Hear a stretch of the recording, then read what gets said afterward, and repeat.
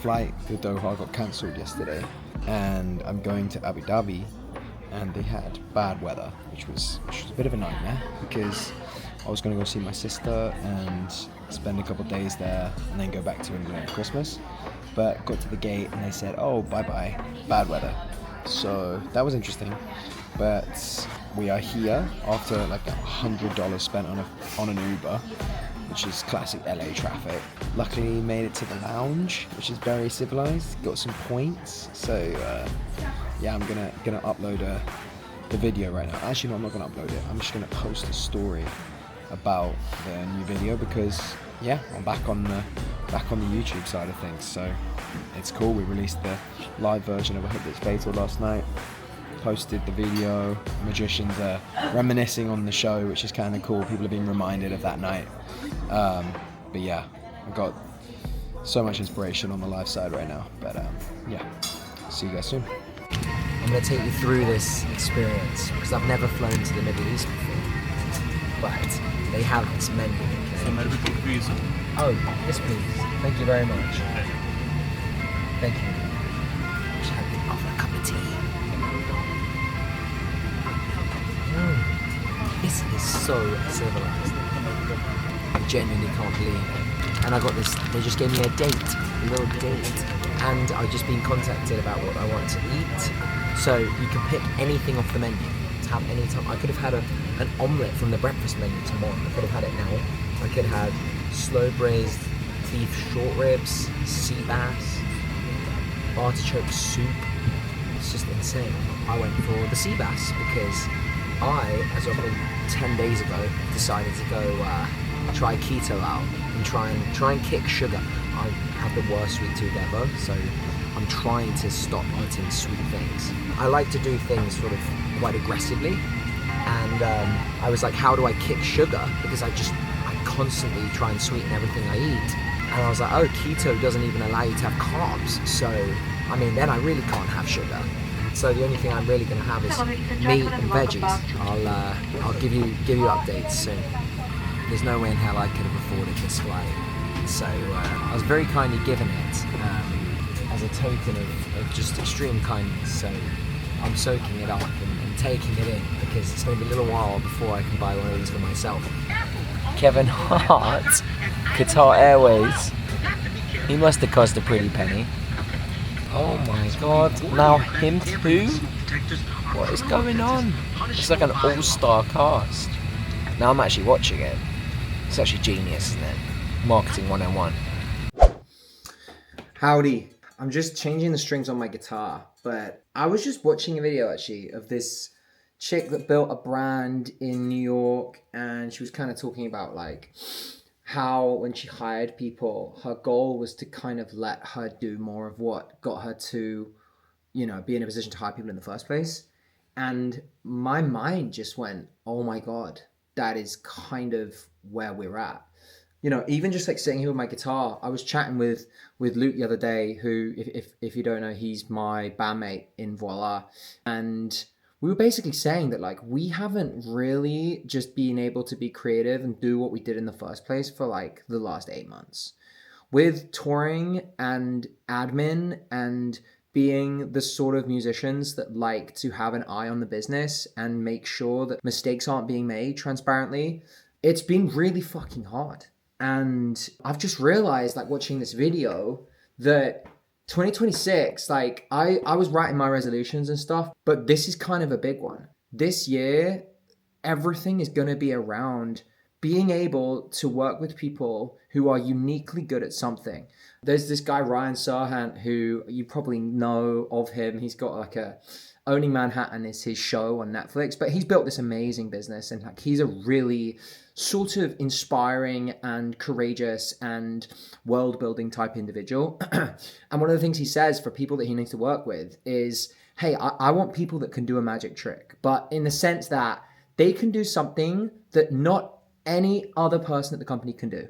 And that to me is really interesting. Like, you want to bring in people who are better than you in the areas that benefit the company as a whole, but aren't necessarily what you want to be spending your time doing. You might be able to do it, But whoever's coming in needs to be better than you at it. And it needs to allow you to do the thing that got you there in the first place, right? Like, I was just thinking if Luke and I spend enough time making music and creating the magician's world this year, like our ideas, we were chatting for a couple hours the other day, and it's like, oh my gosh, we have like neglected protecting our own time in such a massive way, and it's totally our fault. And we've just realized that, like, well, I've definitely realized that now the absolutely most pivotal thing is to give the people we want to work with the autonomy to go do it. And quite simply, like, if it doesn't work out, that's fine. That's totally fine. But it's on us to set that precedent and to really like move forward with that as the framework so that we can make the best music of our career. Yeah, just had that thought and wanted to share it. I was just listening to, I think it was a podcast or something, but they were kind of discussing this thing called like region beta, which is kind of doing enough to get by, but not enough to be like actually superb at what you're doing. So it's like when you're working and you know what like the minimum viable product is, and you kind of keep delivering that. And so like it's not enough to get fired, but then like you're never like the A player that's really pushing the boundary forward.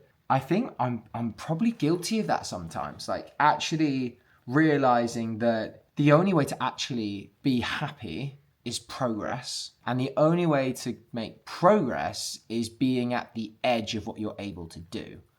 And like constantly being pushed by your surroundings and people and the difficulty of the task at hand.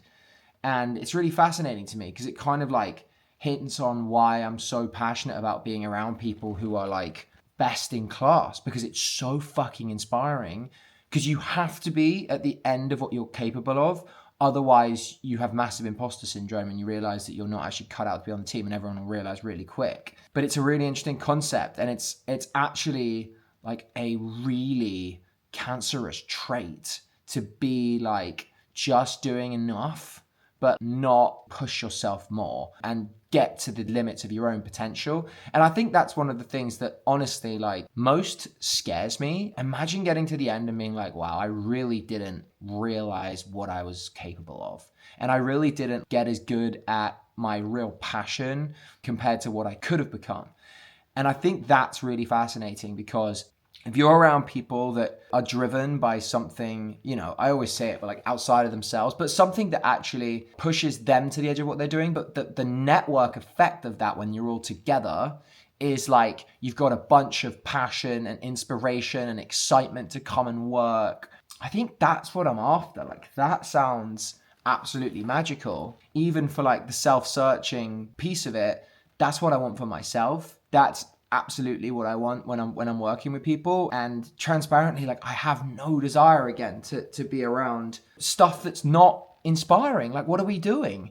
Life's fucking short. We don't have guarantee on tomorrow. So yeah, it's just a really interesting concept. Just like doing enough such that you're not the outlier at the bottom, but you're never going to push the top. And if you put enough of those beta players around, it's an absolutely toxic amalgamation of talent, because you're going to be okay with mediocrity. And at the end of the day, the more aggressive, the more empowered teams are going to come and take your dinner. Like they're going to outplay you. And, you know, at the end of the day, like you're going to go to zero over time because you're not going to push the boundary enough. But yeah, kind of an interesting revelation. All right, we've got 3 more days in England before we're taking the Eurostar to Paris to sign some vinyl. I'm going to sign 1,500 vinyl in a day. I actually did the calculation, and if we take like 10 seconds per vinyl, it's going to take 6 hours or something like that with a break. We've got 1 day to do it, and we still don't know the exact time we're going there. So hopefully we get it all done. Because if we're not, then we can sleep at the vinyl place until we do. But then we're flying back to LA for 2 weeks, and then we got the Australia tour. That's going to be mental. Right now, I am actually finding a new desktop wallpaper to inspire me, and I'm going to get my guitar out and do a couple more guitar parts for our new single that's coming out this year to start the year. It's not 100% done yet. We actually delivered it, so we've locked in a release date, but we haven't like finalized the final version yet. Still a couple decisions Luke and I are making. I'm gonna update a couple bits in there and yeah, throw that on. So we're gonna do a couple hours work. Man United are playing at 4:30 and it's 2 o'clock right now, so I've got 2.5 hours to get some work done. It's a Sunday here. It's absolutely miserable outside. Let me just show you.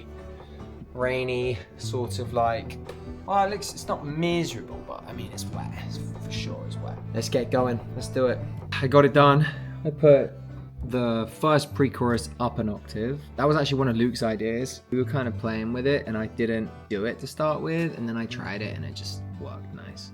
So there's that, and then I got this really cool little, let me show you, kind of nerdy, but it's this little guitar box. Black Star, they're called. I normally use the Neural DSP stuff, but this has a really good distortion sound, to be honest. Like, it's that kind of like buzzy, not harsh type of distortion, and I absolutely loved it. So yeah, cut some guitars on this, cut some more, what did I cut? I cut some like power chordy stuff, and then I cut some harmonic stuff, and layered it over and just sent it to Luke. We're gonna stem this later. My assistant Ludi actually is my production assistant, and he will stem records for us, which is fucking epic. Because basically it's like one more set of production ears on the songs, and then we send it to mix. Then we'll be really close. So gonna be sick. Can't wait for this. Can't wait for the first tune of the year. And yeah, let's fucking go. Man United playing in 5 minutes, so I'm gonna run. So I just posted first YouTube video of 2026. I always get nervous about this because I'm always picking the title and picking the thumbnail. It took me probably 35-40 minutes to pick the combination, but I think I got it. The funny thing is like I always feel so pretentious picking the actual title of it, and we went for my 2026 advice as an independent artist with over 500 million streams. It's like so cringe fucking saying that, but how the YouTube algorithm works is like, I'm such a small channel that to like get discovery, people are obviously got to find it for the first time, right? You need to put something that catches them straight away and gives you some validity in the space. I definitely have lived it. So when I'm talking about this stuff, it's like a lot of it's from experience and just from like shit going wrong. So that's quite cool. But yeah, still the concept of like getting something on the thumbnail that like is sticky and then writing a title that's sticky, I feel like such a prick just figuring it out. But I guess you just got to be out of your comfort zone all the time, right? That's what they all say. So yeah, what will be will be. We are now on our last night in the countryside in England. It's been a great time to kind of reset and get the priorities straight and all that good stuff. But I'm fucking pumped now. I'm ready to rock. I'm excited because we're just jumping on in 5 minutes with a couple peeps on the team. We're building out something that is basically a place where we can put all our like really high concept, high cinematic value content, like tour diaries, the art from tour, like step and repeat art, and like snippets and voice memos of songs before they were finished. So we've been building this out. It's like a really,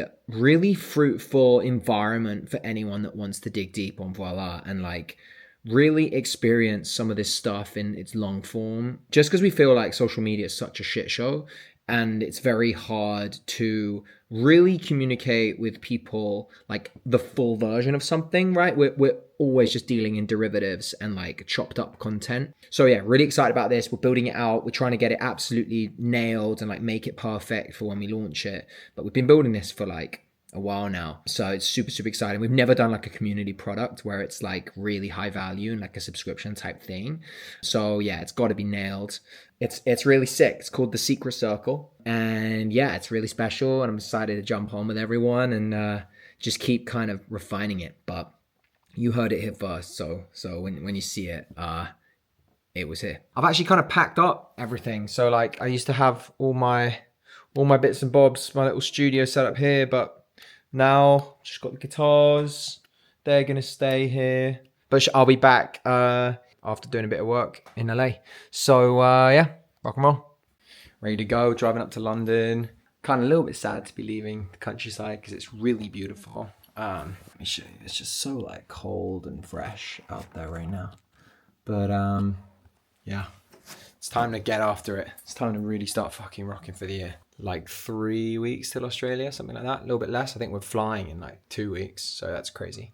Gonna meet Luke at the airport and then gonna head over to Paris. Take the Eurostar and Bob's your uncle. Let's go. Onwards. Alright, we made it. I can't wait to see the two vinyl, the Spotify one and then the other one. Oh my god. There's something different about having it like physically as a product and like signing the thing and seeing the art and like having the tracks, and we've got a little booklet too. I'm really excited to see it. I always feel funny with this video out because it's like I look around, people are like looking. It's a good old test of, what's it called when you put yourself in uncomfortable situations? It's like rejection therapy. That's the one. It's totally rejection therapy. But we'll see how Luke deals with rejection therapy when he comes through and I spin this camera around on him. Also, actually, I haven't been sleeping that well, so I just went into Boots and it looked like they had a bunch of sleep remedies, so I'm gonna be dozy tonight.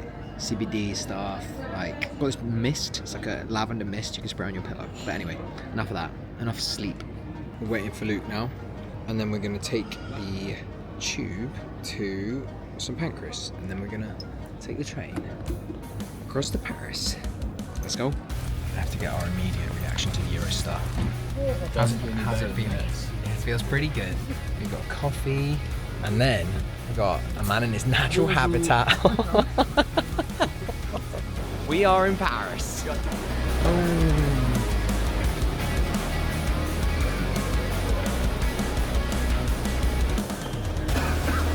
Kaufman's here.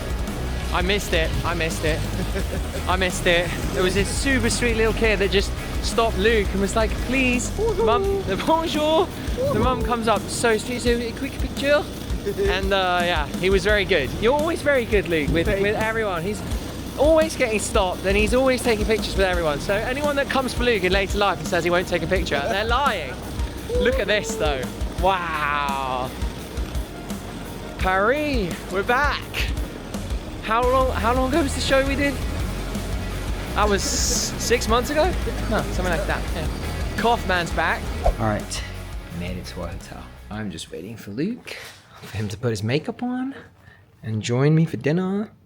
My room is just up there. I opened all the windows because I like it when it's freezing.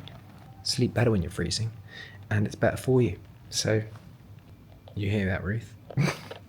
But anyway, very excited. We're going to a restaurant called Le Cabal. I'm gonna have a steak or something yummy, and then we're gonna get some sleep because I didn't sleep well last night, as I mentioned. So, very excited to try all those sleep enhancements and do a breathing exercise or something and get some sleep. So, yeah, let's do it.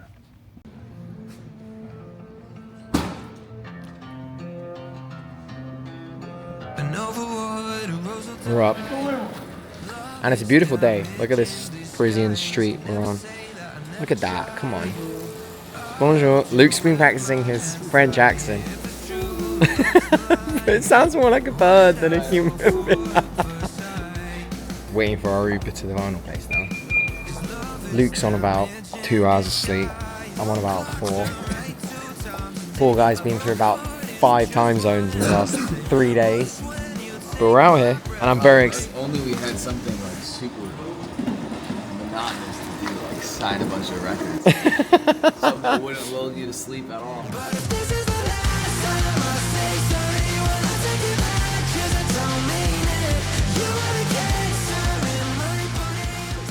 Look what we found, guys.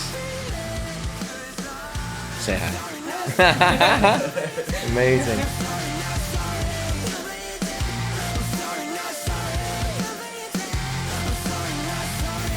It's so cool having a double vinyl. Yeah. You have the 2 in line. Oh. Yeah, really. So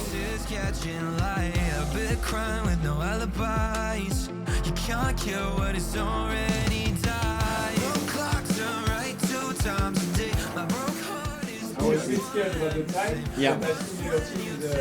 These are dream team. All right, we're getting down to the final countdown. We were just singing the final countdown, but now it's getting very real.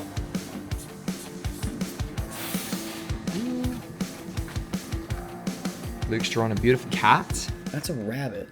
That's a rabbit? Be better off If we were turning down the lights and turning the locks, and girl, you're looking good in your Saint Laurent. But I just gotta tell you that it'd be better off. How many vinyl have we done? 1,400? Yeah. 1,400. 1,400, okay, yeah. 1,400, yeah, that makes sense. And we're down to the last, like, 15.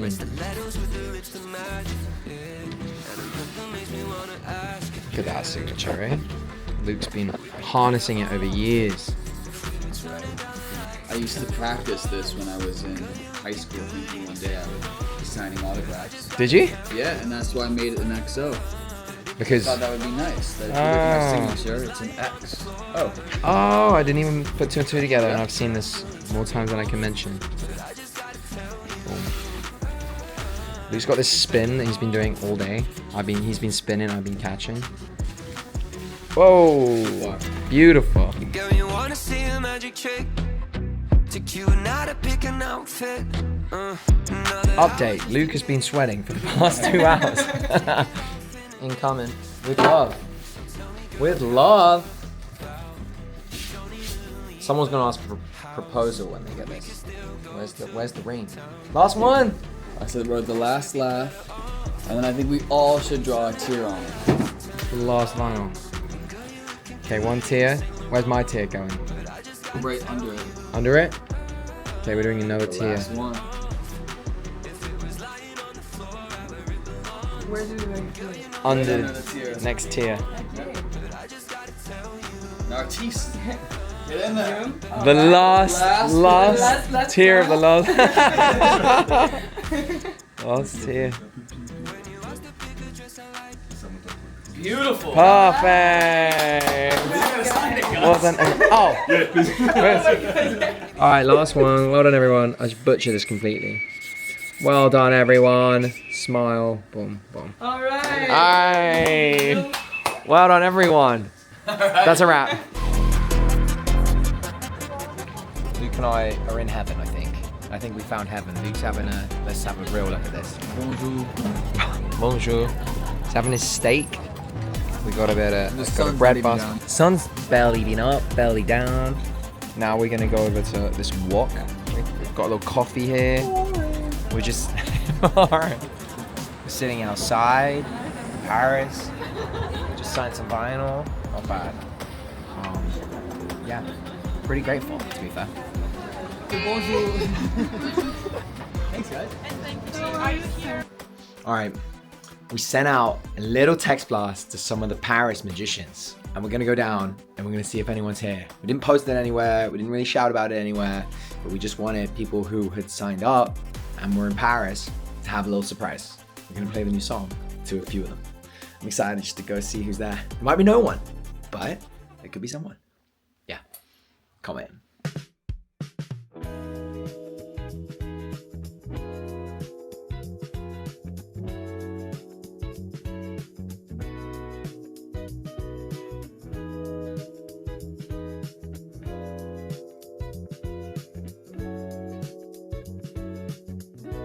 Alright, time for the Eurostar once more.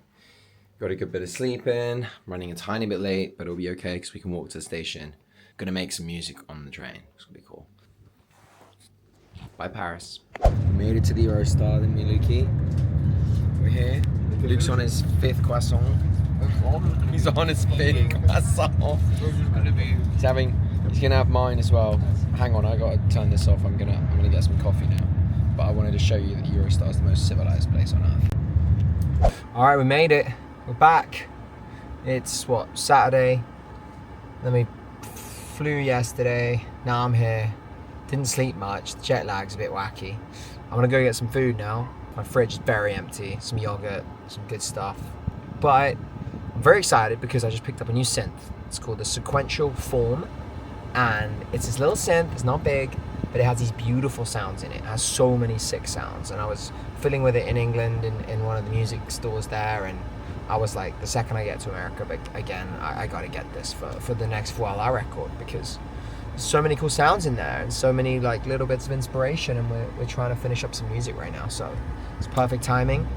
It's one of the best things, being able to pick up a new little synth. Like, it's literally inspiration in a box. It's so cool. But yeah, oh, look at this beautiful hill. Check it out. All right. Well, for now, I'm gonna love you and leave you, and yeah, it's just another day. Let's go.